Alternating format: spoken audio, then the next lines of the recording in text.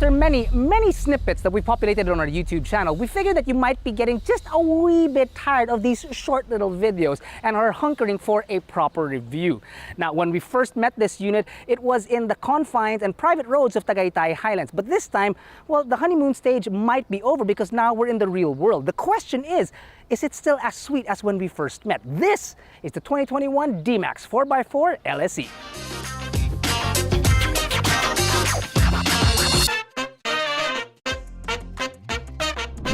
Autodeal.com.ph can connect you to get the best quote from multiple dealerships near you.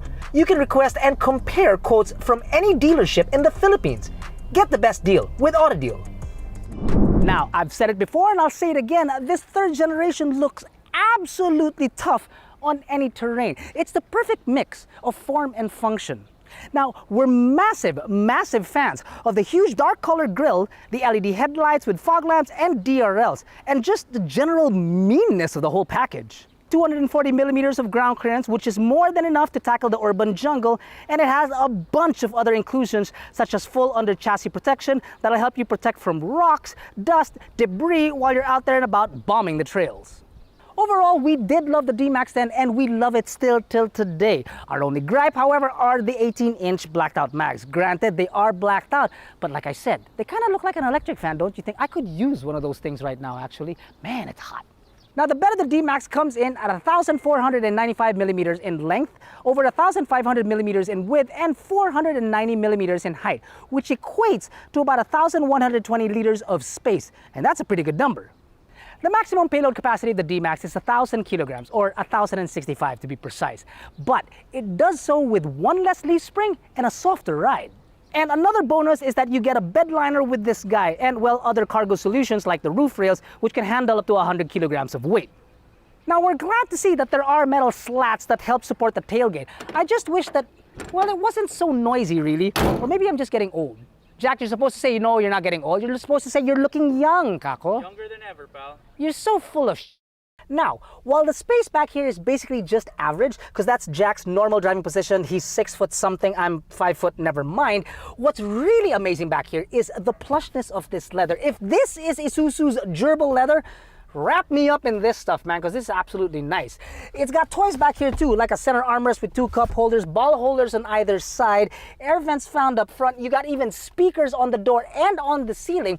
But the biggest, yet the smallest thing back here is what impresses me most, because there is a 5-volt, 2.1 ampere USB charging point. Now, in today's world, compared to the previous D-Max, this thing is living in the now. Using the power seats to get into my natural driving position. Look at this interior. Are you not entertained? Look at it. It's absolutely gorgeous. It's like Isuzu was designing to leave itself in the dust, because the difference between this guy and the previous generation is really night and day. I mean, look at this. It's gorgeous. It's not bland and drab black plastics like before. It's lighter, supple, and loads of interesting cowhide wrapping nearly every surface that you will touch. From the dash, to the door cards, to the seats, the armrest, and also the steering wheel. It's just that good. And it's all stitched really well. So there are actually threads that you can count in traffic if you want. And the one nice thing that is there, that there are no fake threads here. Everything is so refined. Even the controls for the dual zone automatic climate control feel special to use. There are still plastics that can be found all over the dash, but it blends in really well and just disappears nicely.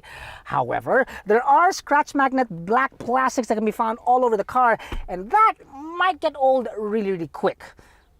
Don't say my age, Jack. No. I'm not saying anything. You're the one. You were thinking it. You were thinking it. Thinking it is already halfway there, Jack. The one thing that I really do love about the interior is the steering wheel. It absolutely feels good to the touch. The buttons are absolutely great, and it just doesn't feel like it belongs in an Isuzu. They've done such a great job. Then you've got other toys in here, like a 10.1-inch touchscreen infotainment system, which screams size does matter, and it's got Android Auto and Apple CarPlay. plus a very familiar looking clinometer, treat for you if you can guess what car's interface it looks like, and a sound system with a pretty advanced setup with 8 speakers, and we like what Isuzu has done to the music because it sounds darn good. And it even gets Isuzu's advanced driver assist systems, which include a forward collision warning system, autonomous emergency braking, turn assist, misapplication mitigation, and so much more. Like, man, it's one thing to expect all these features on, let's say, a Ford F-150 or a Tesla, but an Isuzu? Props, man, props. Now, let's find out if this thing does actually drive like a wet dream, or maybe just a dream. Jack, head out of the gutter, man, seriously.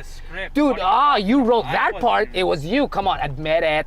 Other tech and safety features of the D-Max include driver, front passenger side curtain, and driver knee airbags, ABS with EBD, electronic stability control, brake assist, brake override system, hill start assist, hill descent control, Isuzu's advanced driver assist system, front and rear parking sensors, and ISOFIX tethers. Although I wish it had ejector seats and get Jack out of this chair.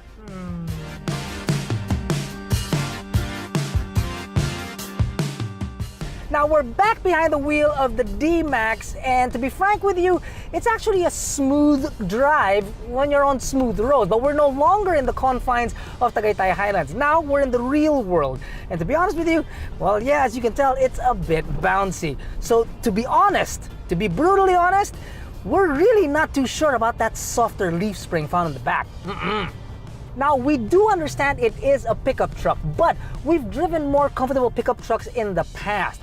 It is a heap of a lot better than the previous model, don't get us wrong. But to be honest with you, it just still has a very much of a workhorse feel. Even on highway terrain tires, the D-Max does well of insulating you from the noise outside. Yes, the wind noise will come in, the engine noise, yeah, will kind of creep up on you. But anything that you pass over, yeah, you're not gonna hear anything. Like when you're going over potholes, you don't hear it. When you go over Jack's foot and he screams, don't hear it. I'm really sorry about that, by the way. Now, handling-wise, it feels like it's gotten heavier. Also because we've experienced the Ford Ranger, which has a ridiculously light steering. But if you ask me, this is a pretty close first or second runner-up for the lightest steering in the segment. Another thing that we have to point out is that you will feel the weight of this thing when moving, but it gets up and goes pretty well. It's got a 3-liter turbo diesel motor that produces 187 horses and 450 Nm of torque, mated to a 6-speed automatic transmission.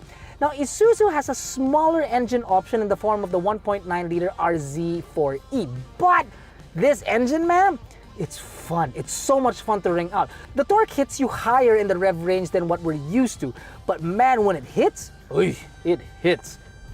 Now, in terms of power figures, it's up to par with the rest of the industry. And in terms of fuel economy, it's really not all that bad. Check it out. Inside heavy traffic, we were doing 8 kilometers per liter. A little better when it cleared up to about 10.8 kilometers per liter. On the highway, we were able to stretch its legs up to 17 kilometers per liter. So really, if you think about it, that's not bad considering this is a 3-liter diesel. So after putting some decent kilometers on it, are we still in the honeymoon phase?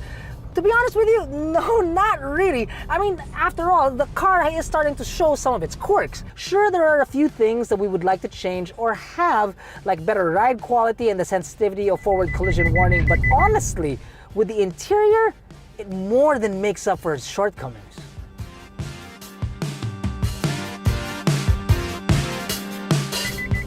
Seriously, this thing beeps more often than the bleeps on an episode of Orange County Choppers, man. This is ridiculous. You get any distance to a car and it just starts beeping like there's no tomorrow, man.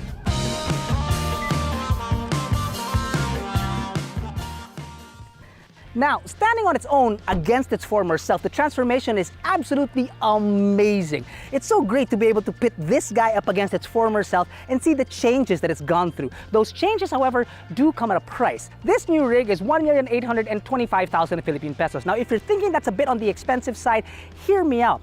The other manufacturers out there are asking for roughly the same price for their top-of-the-line 4x4 rig, which is exactly what this guy is. Now, how it fares up against the competition, well, that's another video and we'll save that for another time. But in the context of what it is compared to its former self, the honeymoon stage may not just be a stage, and you possibly could live happily ever after.